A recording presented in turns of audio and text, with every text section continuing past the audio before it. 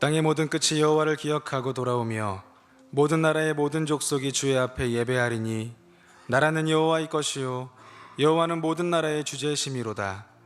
이스라엘아 들으라. 우리 하나님 여호와는 오직 유일한 여호와이시니 너는 마음을 다하고 뜻을 다하고 힘을 다하여 내 하나님 여호와를 사랑하라. 아멘.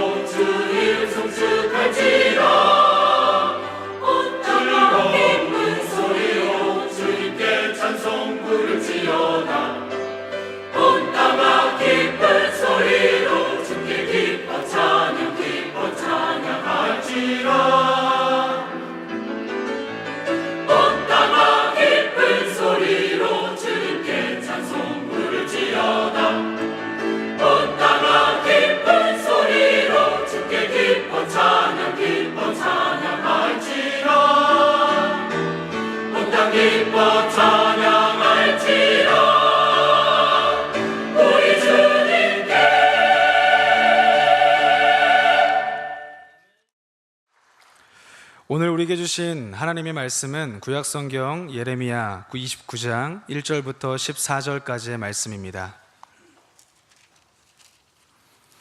구약성경 예레미야 29장 1절부터 14절까지의 말씀,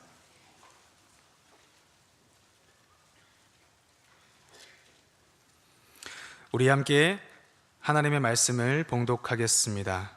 선지자 예레미야가 예루살렘에서 이 같은 편지를 느부갓네살이 예루살렘에서 바벨론으로 끌고 간 포로 중 남아있는 장로들과 제사장들과 선지자들과 모든 백성에게 보냈는데, 그때는 여고냐 왕과 왕후와 궁중 내시들과 유다와 예루살렘의 고관들과 기능공과 토공들이 예루살렘에서 떠난 후라. 유다의 왕 시드기야가 바벨론으로 보내어 바벨론의 왕 느부갓네살에게로 가게 한 사반의 아들 엘리사와 힐기야의 아들 그마랴 편으로 말하되, 만군의 여호와 이스라엘의 하나님께서 예루살렘에서 바벨론으로 사로잡혀 가게 한 모든 포로에게 이와 같이 말씀하시니라. 너희는 집을 짓고 거기에 살며 텃밭을 만들고 그 열매를 먹으라. 아내를 맞이하여 자녀를 낳으며 너희 아들이 아내를 맞이하며 너희 딸이 남편을 맞아 그들로 자녀를 낳게 하여 너희가 거기에서 번성하고 줄어들지 아니하게 하라. 너희는 내가 사로잡혀 가게 한 그 성읍의 평안을 구하고 그를 위하여 여호와께 기도하라. 이는 그 성읍이 평안함으로 너희도 평안할 것임이라. 만군의 여호와 이스라엘의 하나님께서 이와 같이 말하노라. 너희 중에 있는 선지자들에게와 점쟁이에게 미혹되지 말며 너희가 꾼 꿈도 고지 듣고 믿지 말라. 내가 그들을 보내지 아니하였어도 그들이 내 이름으로 거짓을 예언함이라. 여호와의 말씀이니라. 여호와께서 이와 같이 말씀하시니라. 바벨론에서 70년이 차면 내가 너희를 돌보고 나의 선한 말을 너희에게 성취하여 너희를 이곳으로 돌아오게 하리라. 여호와의 말씀이니라. 너희를 향한 나의 생각을 내가 아나니 평안이요 재앙이 아니니라. 너희에게 미래와 희망을 주는 것이니라. 너희가 내게 부르짖으며 내게 와서 기도하면 내가 너희들의 기도를 들을 것이요 너희가 온 마음으로 나를 구하면 나를 찾을 것이요 나를 만나리라. 이것은 여호와의 말씀이니라. 나는 너희들을 만날 것이며 너희를 포로된 중에서 다시 돌아오게 하되 내가 쫓아보내었던 나라들과 모든 곳에서 모아 사로잡혀 떠났던 그곳으로 돌아오게 하리라. 이것은 여호와의 말씀이니라.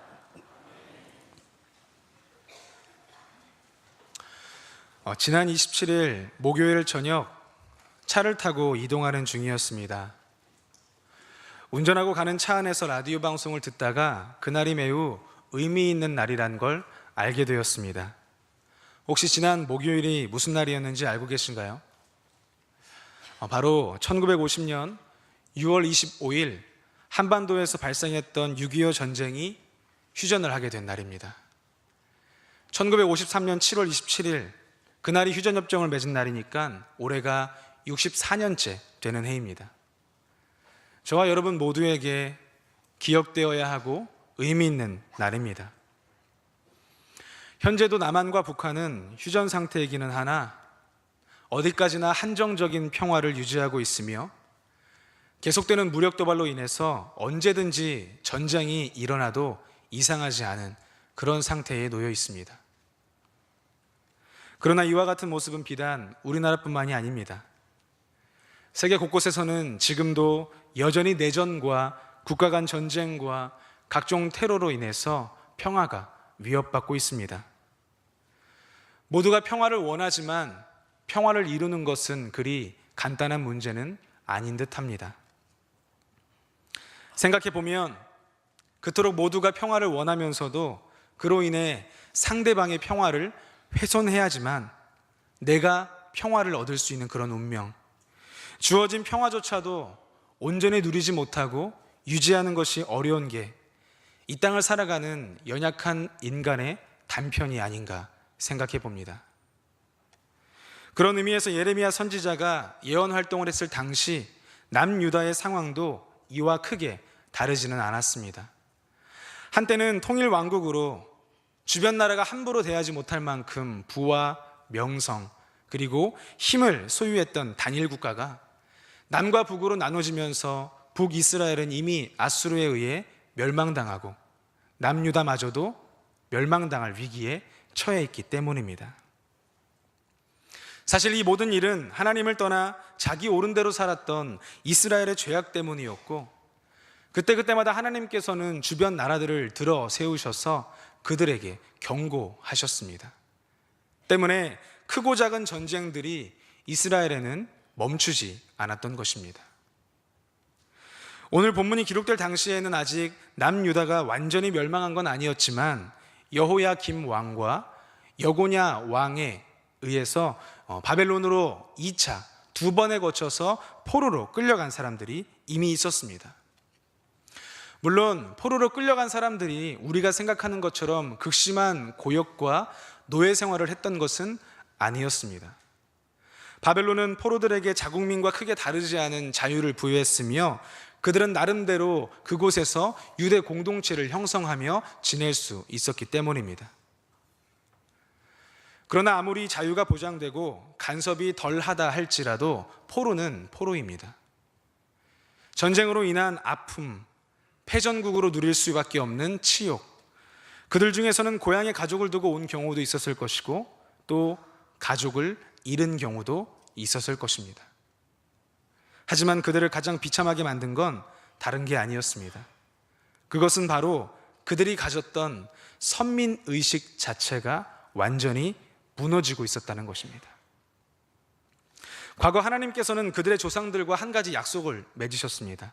출애굽기 19장 5절과 6절 말씀인데요, 우리 함께 봉독하겠습니다. 세계가 다 내게 속하였나니 너희가 내 말을 잘 듣고 내 언약을 지키면 너희는 모든 민족 중에서 내 소유가 되겠고 너희가 내게 대하여 제사장 나라가 되며 거룩한 백성이 되리라. 이스라엘은 하나님께서 직접 선택하신 나라였고 백성이었습니다. 이 선민의식이 그들에게는 가득 차 있었습니다. 그들과 맺었던 이 같은 하나님의 약속은 그 작은 이스라엘 나라를 주변 국가들 가운데에서도 큰 자부심을 갖게 만들었고 유일하신 참 하나님을 향한 그들 자신의 신앙을 지탱해주는 버팀목과도 같았습니다. 그런데 이 부분에 심각한 위기가 찾아왔습니다. 과거 한 민족이었다가 나누어진 북이스라엘은 멸망당했고 본인의 나라들도 위험에 처하고 멸망을 코앞에 두고 있는 상태에서 세계가 다 하나님께 속했다는 약속, 우리는 하나님의 선택받은 백성이라는 정체성이 흔들리기 시작한 것입니다. 이처럼 포로 생활을 하고 있었던 그들이 이런 것들을 실제적으로 체감할 수 있었던 데에는 몇 가지 요인이 작용했는데요, 과거 하나님께서 맺어주셨던 그 약속이 실제 그들의 생활 속에서 보이지 않기 때문입니다.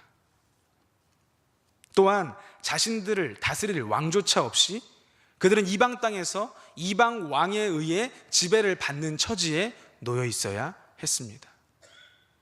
또한 그들이 그토록 사모했던 하나님의 성전이 없었습니다. 모든 종교적 의식이 사라졌고 그들은 마치 영적 고아처럼 갈 바를 몰라 방황하고 있는 어린 양과 같이 되어버린 것입니다. 때문에 그들은 우리는 실패한 사람들이다, 하나님은 우리를 버리셨다, 하나님은 참신이 아니다 라는 데에까지 생각이 미쳤고 하나님을 등지고 더 강해 보이는 이방신들을 향해 배교하는 상황까지 이르게 된 것입니다.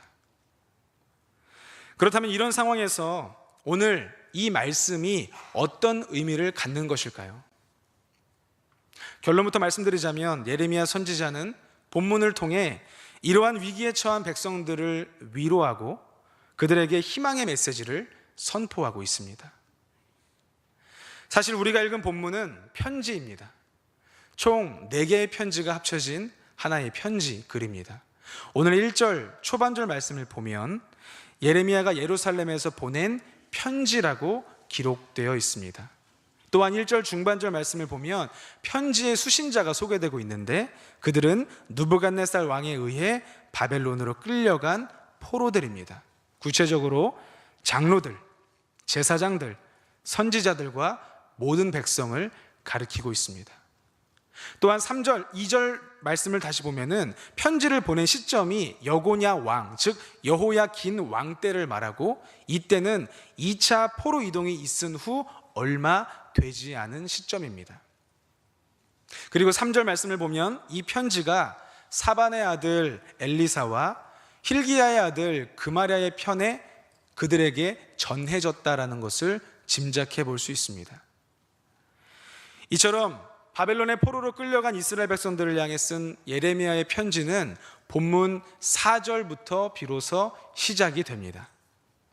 이 예레미야의 편지에서는 백성들에게 크게 3가지 내용을 권면하고 있는데요, 첫째가 바벨론에서 정착하라는 것입니다.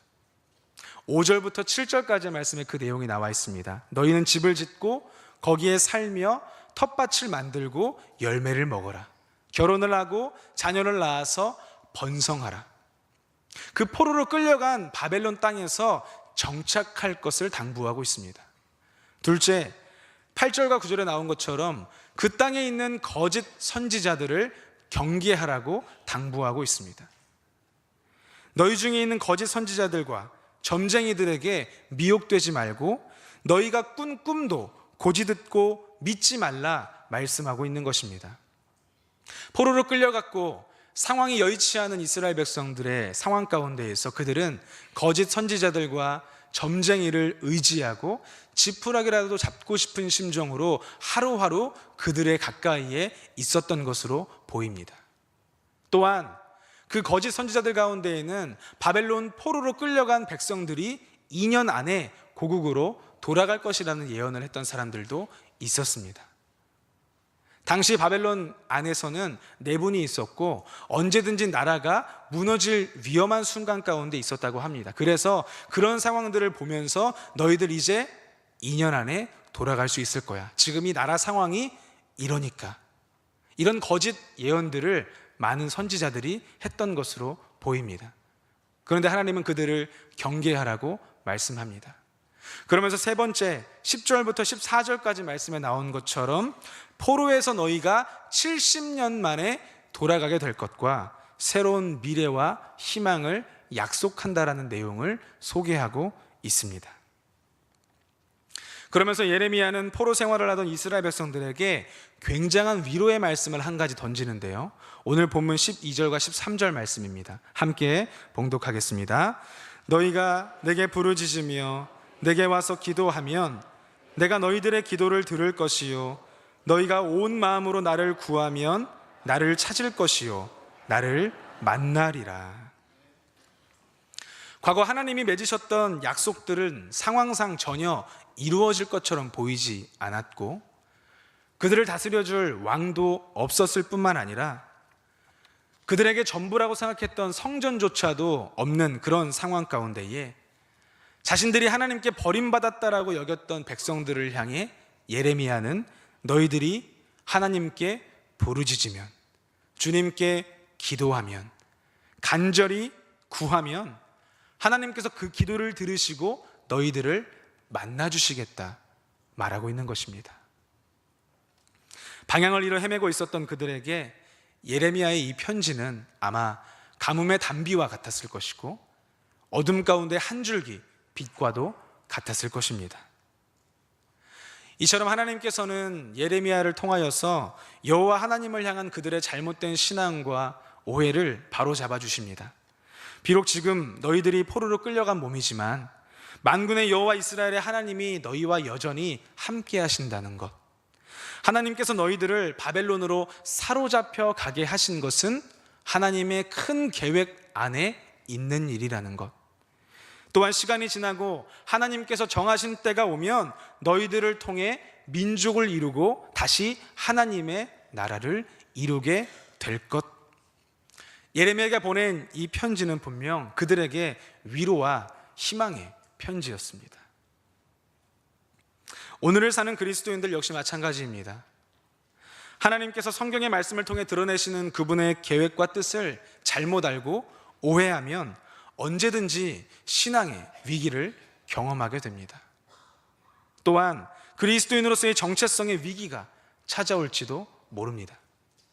하지만 이와는 반대로 신실하신 하나님을 신뢰하는 사람들은 환경에 크게 좌우되지 않으며 주님께서 주신 믿음을 지키며 살게 될 것입니다.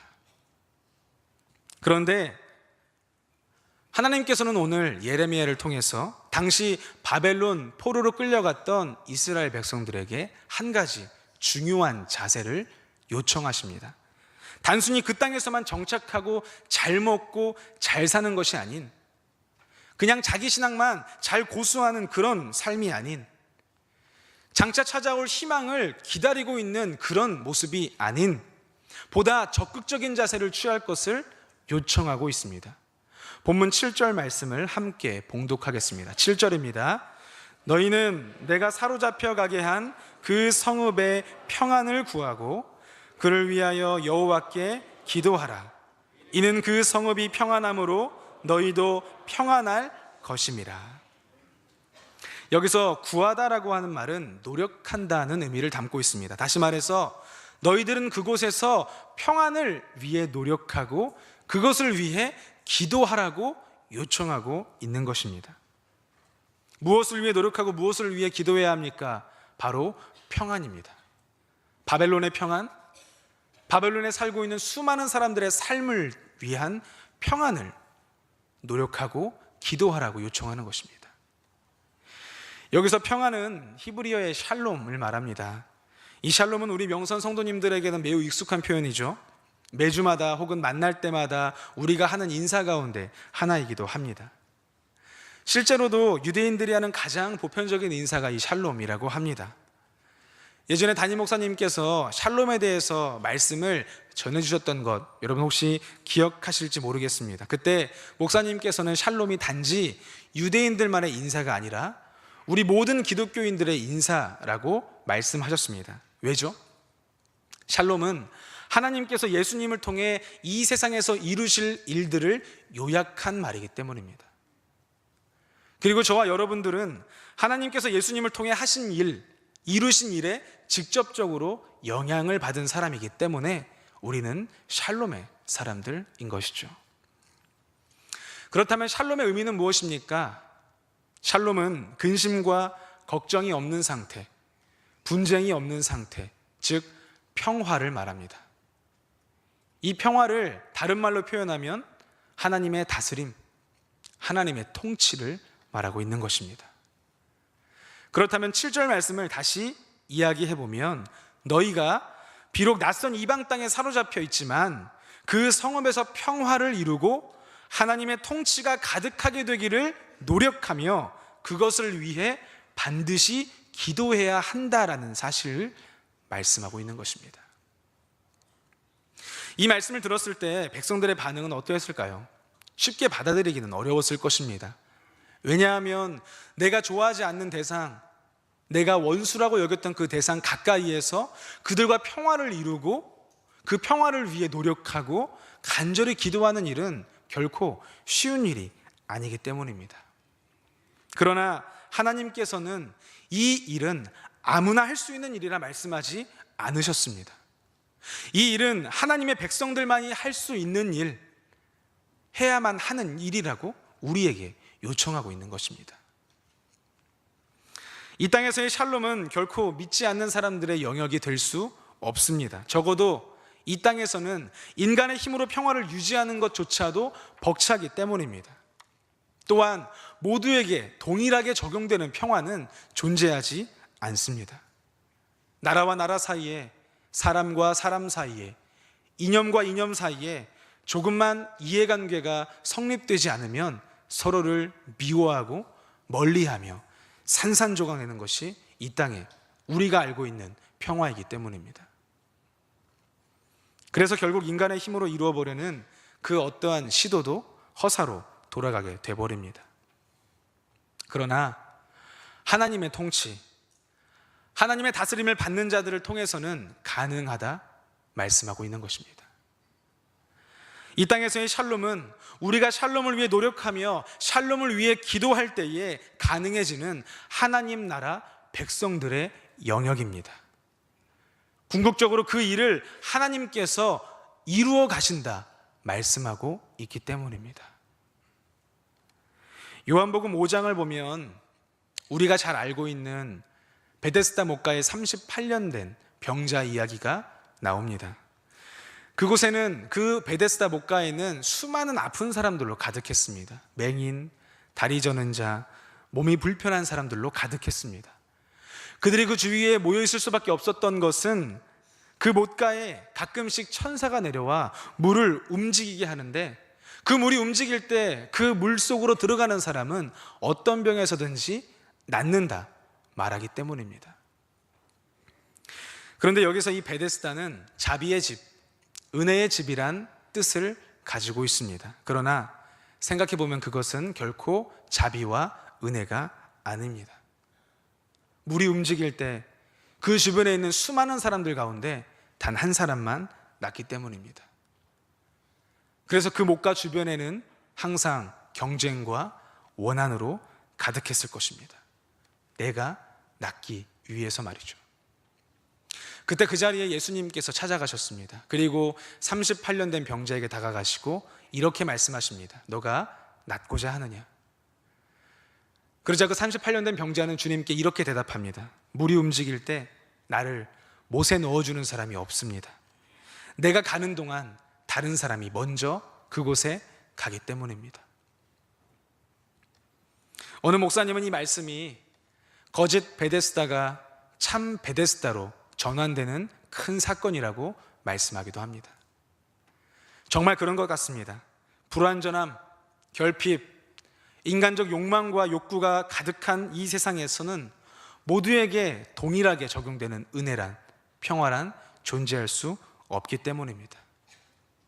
그런데 그 불완전함이 있는 곳에, 그 결핍이 있는 자리에, 인간적 욕망과 욕구로 가득한 사람들 곁에 주님께서 계시면, 주님께서 찾아오셔서 그를 다스리실 때, 그때에야 비로소 온전한 평화, 샬롬이 임하게 되는 것입니다.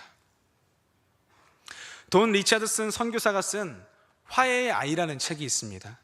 그가 뉴기니아의 샤위 부족 가까이에 가서 선교를 하면서 있었던 실제 사례를 책으로 옮긴 글인데요, 이 샤위 부족은 인간의 머리를 사냥하고 그 해골을 베고자 하는 아주 잔인한 부족이었습니다. 그런데 이 부족들에게는 아주 독특한 한 가지 생활의 풍속이 있었는데, 그것이 바로 배신과 배반입니다. 그들이 생각하는 가장 이상적인 살인은 상대방에게 호의를 베풀고 우정을 쌓아서 그를 안심시킨 다음 어느 순간 갑자기 그를 죽이는 것입니다. 이것이 그들의 용어로 투이 아수나이 마카에린, 즉 우정으로 살해 대상을 살찌운다는 것입니다. 굉장히 섬뜩하죠? 실제로 리차드슨 선교사가 그들에게 하나님 말씀을 증거했을 때 이들은 가룟 유다가 예수님을 파는 장면에서 환호를 질렀다고 합니다. 왜냐하면 그 유다의 모습이 그들이 이상적인 삶의 방식으로 생각했던 배반의 모습과 너무 일치하기 때문입니다.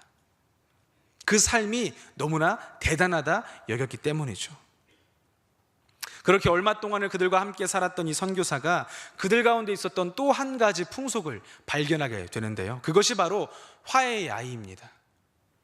화해의 아이란 두 부족 간의 충돌이 있을 때 서로의 부족 중 한 어린아이를 상호 교환하는 것입니다.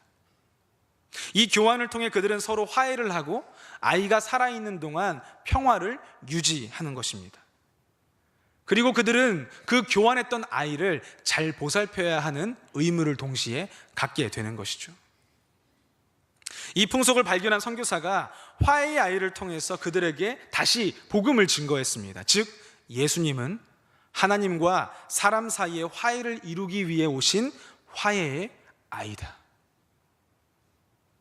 이렇게 복음을 증거하자 예수님을 배반한 가룟 유다는 화해의 아이를 잘 보살필 의무를 다하지 못한 사람으로 간주되었고, 예수 그리스도는 하나님과 인간 사이의 화해의 아이로 오신 분이라고 그들이 받아들이기 시작하게 된 것입니다. 그러나 두 부족 간 평화는 그 아이가 살아있는 동안만 유지됩니다. 어느 한쪽에서 죽거나 죽임을 당하게 되면 그 평화는 깨지게 되는 것입니다. 이것은 영원한 화해가 불가능하다라는 것을 말해주는 것이죠. 하지만 그리스도는 영원한 화해를 이루신 화해의 중보자이십니다. 에베소서 2장 14절 말씀은 이렇게 말씀하는데요, 우리 함께 봉독해 보도록 하겠습니다. 그는 우리의 화평이신지라 둘로 하나를 만드사 원수된 것 곧 중간에 막힌 담을 자기 육체로 허시고. 여기서 이 화평이라는 단어가 오늘 예레미야 본문 7절에 나온 평안이라는 단어와 동일한 단어입니다. 즉 주님은 우리의 샬롬이시며 그리스도께서 죄로 인해 단절된 하나님과 우리의 관계를 샬롬하게 하셨다는 것입니다. 그 막혀있던 담을 허무시고 하나님과의 샬롬의 관계를 이루어 주셨다는 사실입니다. 또한 에베소서 2장 17절에서는 이렇게 말씀합니다. 함께 봉독합니다. 또 오셔서 먼 데 있는 너희에게 평안을 전하시고 가까운 데 있는 자들에게 평안을 전하셨으니. 이 평안이라는 단어 역시 샬롬을 말합니다. 주님은 오셔서 샬롬을 가르치셨습니다. 샬롬을 전하셨습니다. 예수님 자체가 샬롬 그 자체였다라는 말씀입니다. 이렇게 에베소서 말씀에서는 샬롬으로 오신 예수 그리스도를 믿는 성도들은 새로운 삶, 샬롬을 위해 노력하는 삶을 살게 된다고 말씀하시면서 계속되는 에베소서 4장과 5장을 통해 바로 이 삶에 대한 구체적인 행동들을 제시합니다. 몇 가지를 함께 살펴보겠습니다. 4장 25절입니다. 함께 봉독합시다. 그런즉 거짓을 버리고 각각 그 이웃과 더불어 참된 것을 말하라. 이는 우리가 서로 지체가 됨이라. 26절입니다. 분을 내어도 죄를 짓지 말며 해가 지도록 분을 품지 말고. 27절. 마귀에게 틈을 주지 말라. 28절. 도둑질하지 말고 돌이켜 가난한 자를 구제하며 수고하여 선한 일을 하라. 29절. 더러운 말은 입 밖에도 내지 말고 선한 말을 하여 은혜를 끼치라. 30절. 성령을 근심하게 하지 말라. 31절. 모든 악독과 노함과 분냄과 떠드는 것과 비방하는 것을 버리라. 32절. 서로 친절하게 하며 불쌍히 여기며 서로 용서하기를 하나님이 그리스도 안에서 너희를 용서하심과 같이 하라. 5장 3절입니다. 음행과 온갖 더러운 것과 탐욕은 너희 중에서 그 이름조차 부르지 말라. 이는 성도에게 마땅한 바니라. 4절. 누추함과 어리석은 말이나 희롱의 말은 마땅치 않다. 오히려 감사하는 말을 하라. 이 말씀들을 한마디로 요약한다면 Love God, Love People입니다. 결국 샬롬을 위한 우리의 노력과 기도엔 하나님을 사랑하고 이웃을 사랑하는 일이 반드시 담겨 있어야 하는 것입니다. 이것은 단지 예수님을 믿는 사람들에게 요청되는 윤리적인 요청이 아닙니다. 우리가 예수님을 믿을 때 우리의 삶을 통해 하나님께서 이루실 샬롬입니다. 이처럼 하나님께서는 바벨론에 있던 이스라엘 백성들을 향해 너희는 샬롬의 시대를 맞는 샬롬의 성도가 되어야 한다라고 말씀하시면서 바로 그 땅에서 그 바벨론 성읍에 살면서 샬롬을 위해 노력하고 샬롬을 위해 기도하라고 명령하십니다. 하나님을 사랑하고 이웃을 사랑하는 그 일을 이루라고 명하시는 것입니다. 그렇다면 오늘 우리의 삶은 어떠합니까? 예수님을 믿는다는 것, 그것만으로 충분하다고 생각하십니까? 내가 지금 교회에 나와 있다는 그 사실이 우리의 전 인생을 지탱하는 힘이 된다라고 믿으십니까? 그렇지 않습니다. 이스라엘 백성들이 딱 그 상태였습니다. 성경은 그들이 괜찮다 말하고 있지 않습니다. 하나님의 다스림을 받는 성도들, 그 샬롬의 성도로서 오늘 우리의 삶에서 샬롬을 이루려는 치열한 고민과 노력이 우리에게 있어야 한다는 사실입니다. 저와 여러분의 가정과 학교와 직장과 교회 공동체 안에서 말입니다. 예레미야가 쓴 이 편지는 당시 바벨론으로 끌려갔던 포로들에게 큰 힘과 위로가 되었을 뿐만 아니라 갈 길을 몰라 방황했던 그들에게 분명한 방향을 제시했을 것입니다. 그런데 성경은 이 글을 읽었던 또 한 사람에 대해서 언급합니다. 그는 우리가 잘 알고 있는 다니엘입니다.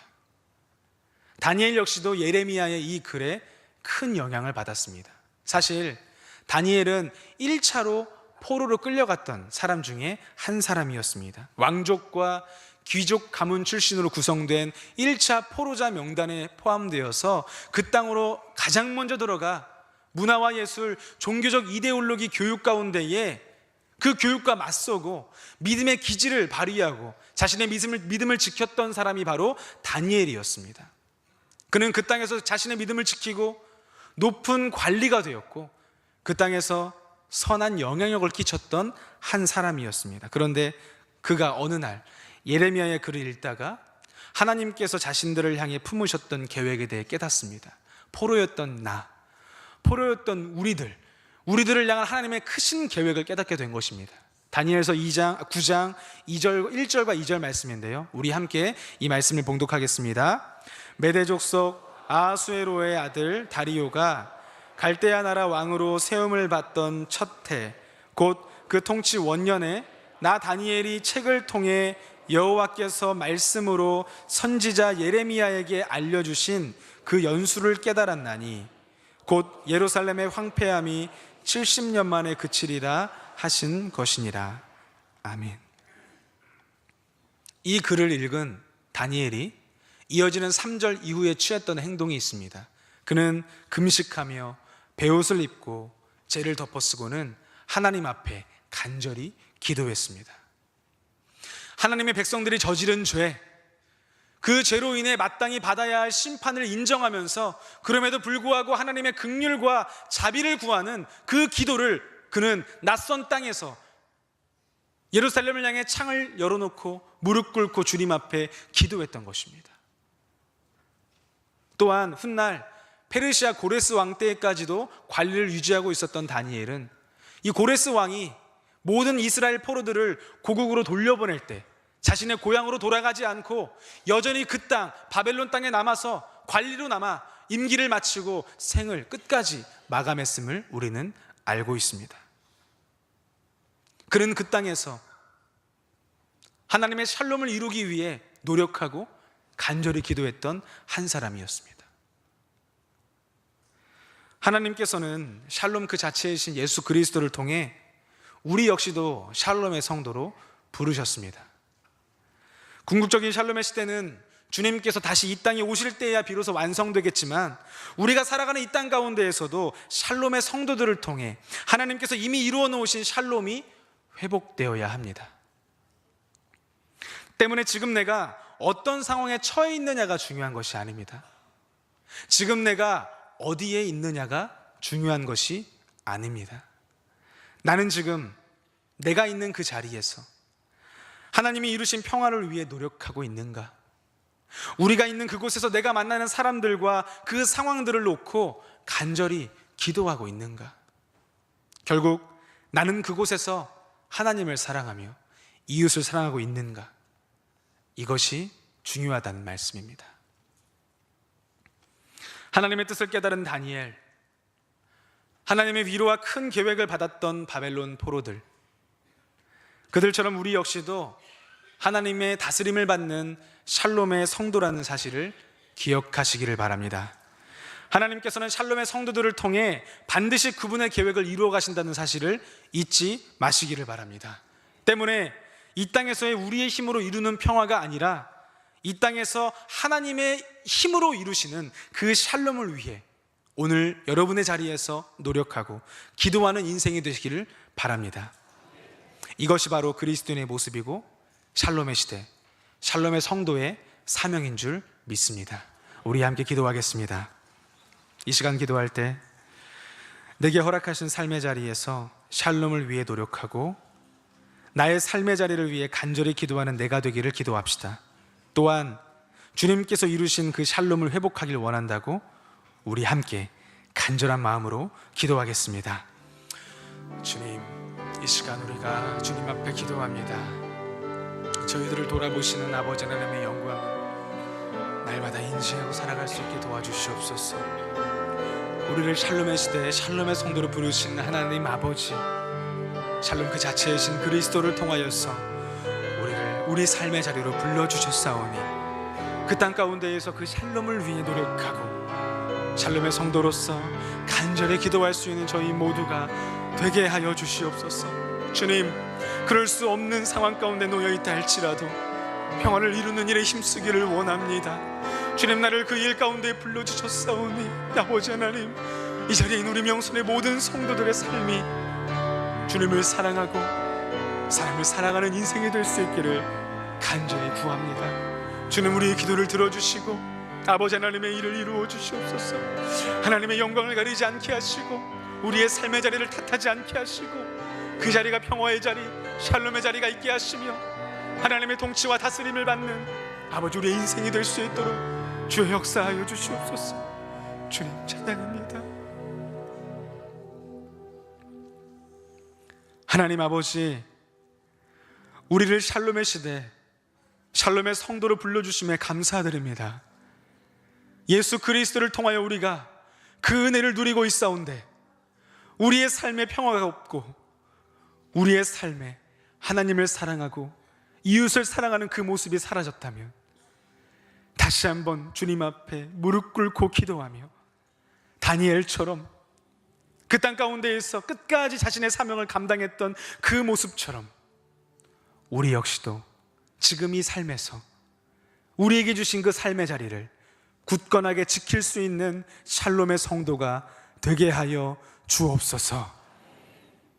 그래서 우리의 삶에 맺혀지는 수많은 열매들이 또 다른 샬롬의 성도를 이루어갈 수 있도록 주님 일하여 주옵소서. 살아계신 예수 그리스도의 이름으로 기도하옵나이다. 아멘. 자비롭고 은혜로우신 하나님 우리 아버지, 주님께서 저희에게 베풀어 주신 크신 사랑에 감사를 드립니다.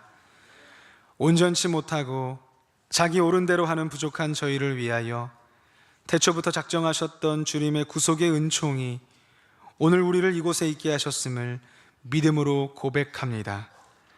날마다 우리의 믿음을 연단하시어 환난은 인내를, 인내는 연단을, 연단은 소망을 이루어낸다는 주님의 말씀을 삶으로 나타내는 저희의 인생이 되게 하여 주옵소서.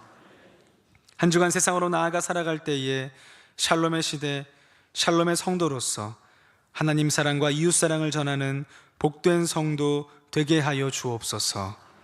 11조와 주정헌금, 감사의 예물과 선교와 구제를 위한 다양한 손길들, 일천번제와 기도하며 드리는 여러 물질들을 기억하여 주시어 우리 자신을 드리고 싶으나 그럴 수 없어 작은 물질을 대신 드리는 것임을 늘 기억하면서 만족하지 않게 하시고 교만하지 않게 하여 주옵소서.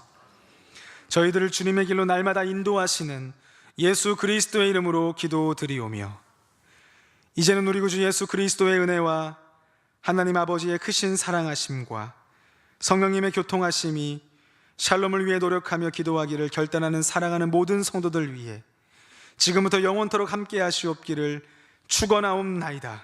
아멘.